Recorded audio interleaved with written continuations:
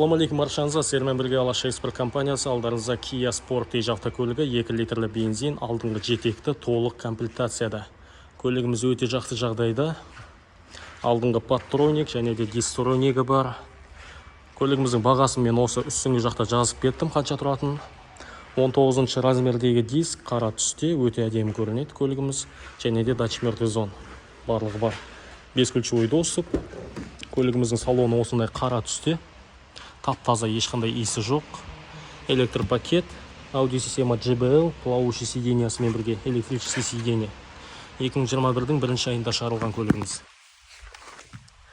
30.400 шақырым жүрілген небәрі. Пуш-старт, мультироль, барлық кнопкалар бар, круиз контроль, және кнопка полосы, және орнығымызды салқындатқыш, жылытқыш, рөлімізді жылытқыш, климат контроль